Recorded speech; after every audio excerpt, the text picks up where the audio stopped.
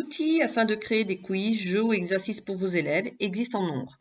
J'ai décidé de m'intéresser à un usage développé de PowerPoint. Avant de commencer cette démarche, voici quelques conseils.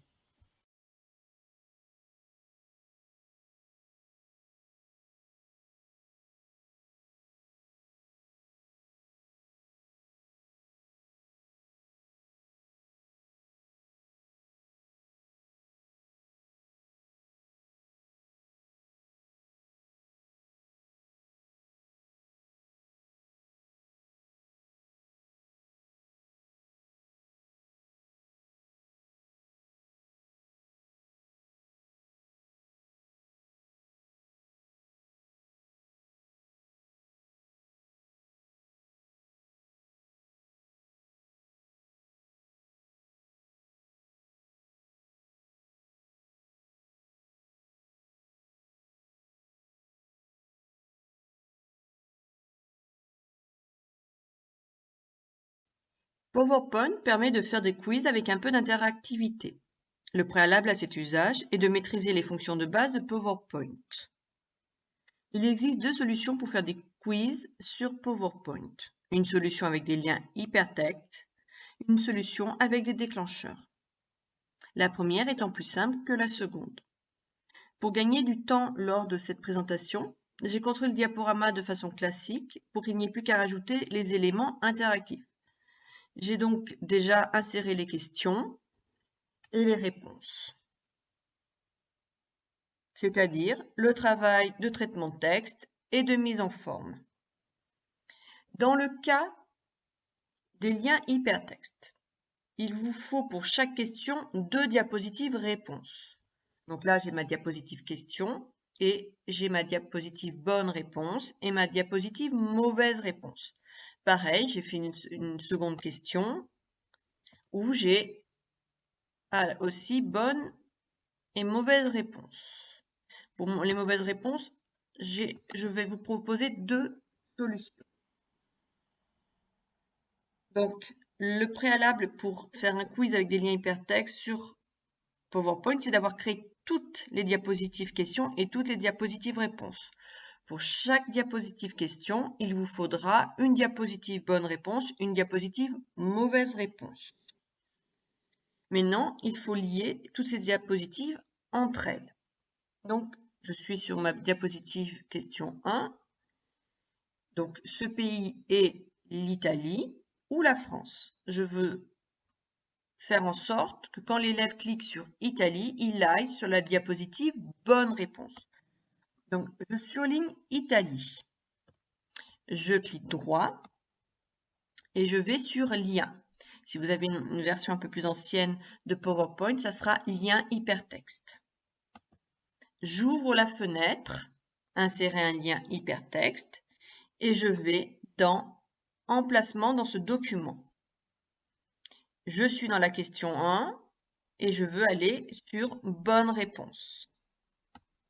Donc, je clique sur bonne réponse afin de la sélectionner et je fais OK afin de lier la diapositive 1 via l'Italie à la diapositive 3 bonne réponse.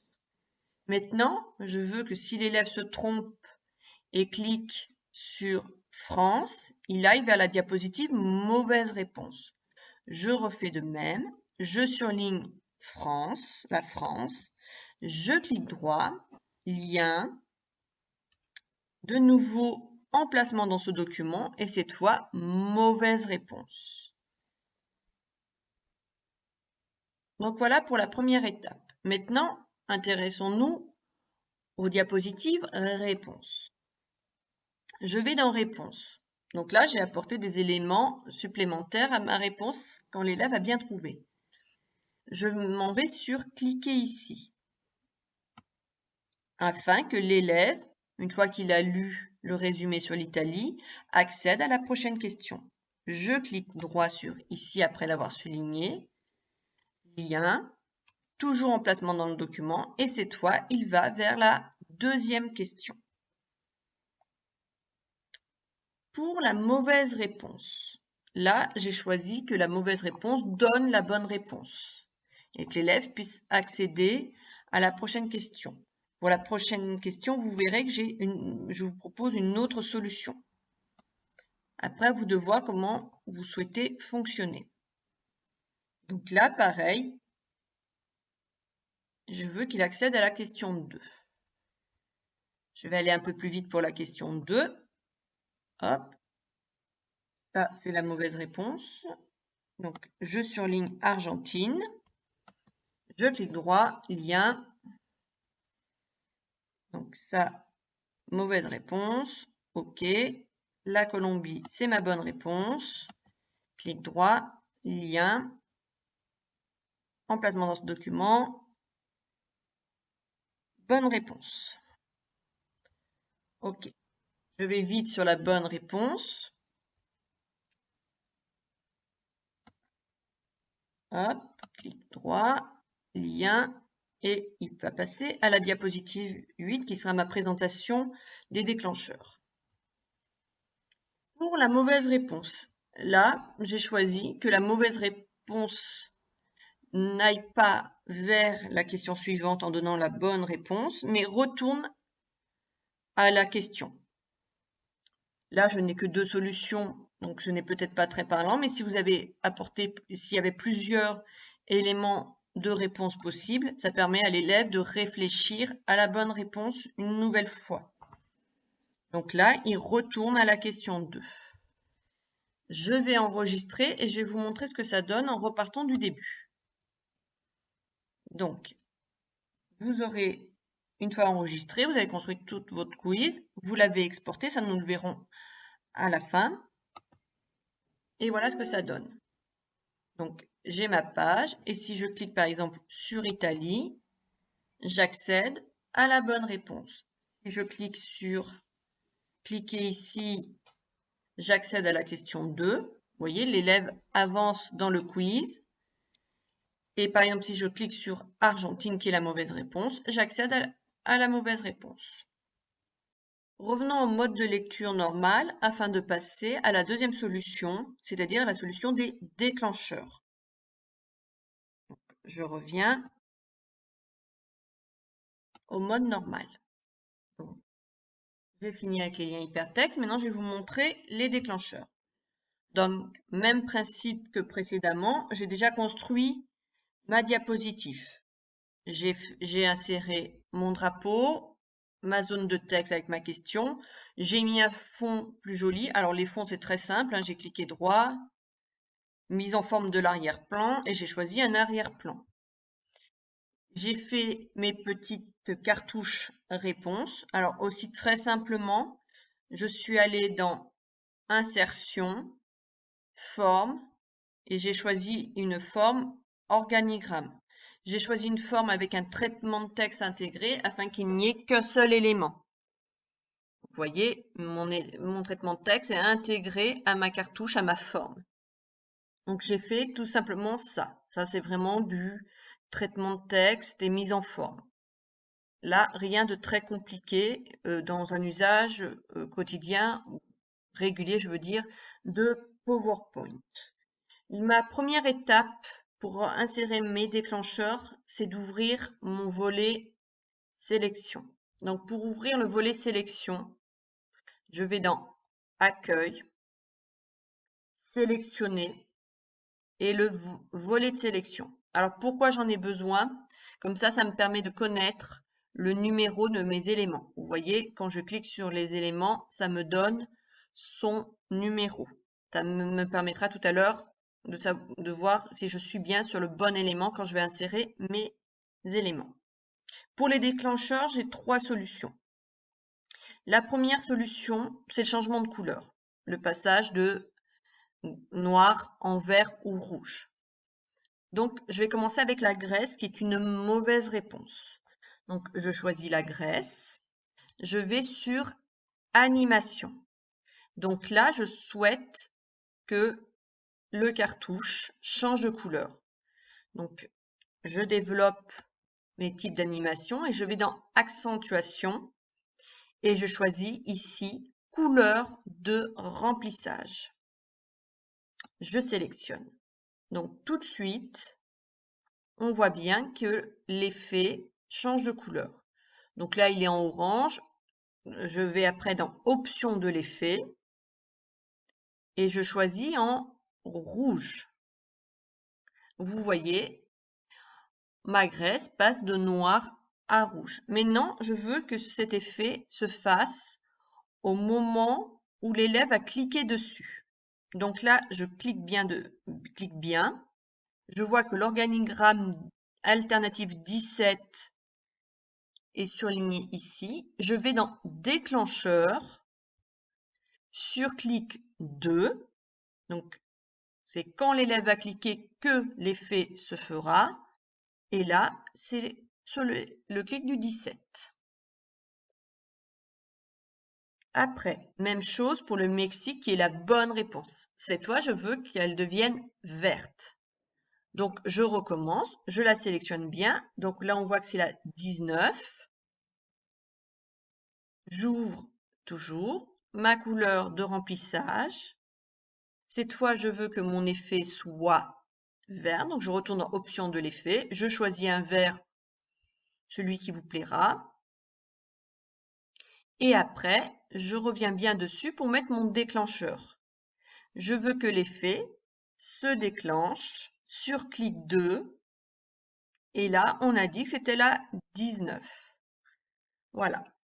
Donc, quand vous aurez verrouillé votre PowerPoint, les couleurs changeront quand l'élève cliquera sur la bonne ou la mauvaise réponse. Donc ça, c'est pour le premier côté. On veut un changement de couleur. On peut dire qu'on veut un autre type de déclencheur. Par exemple, on voudrait qu'un smiley bonne ou mauvaise réponse apparaît. Donc la première étape, dans ce cas-là, c'est d'insérer un smiley. Donc je vais dans Insertion, Image en ligne. Alors vous auriez pu déjà importer l'image. Moi, je vais vous faire vraiment toutes les étapes pour ça. Donc, je veux un smiley triste. Donc je vais choisir celui-là et je vais l'insérer. Donc mon smiley n'est pas vraiment à la bonne taille, je vais le réduire. Hop. Donc je souhaite que ce smiley apparaisse si l'élève clique sur la mauvaise réponse Pakistan. Donc je mets mon smiley sur le Pakistan. Maintenant, je veux qu'il arrive quand l'élève clique sur l'animation Pakistan. Donc là, je retourne dans l'animation et donc là, je cherche la forme qui convient le mieux. Donc là, je veux que ça soit une entrée brusque.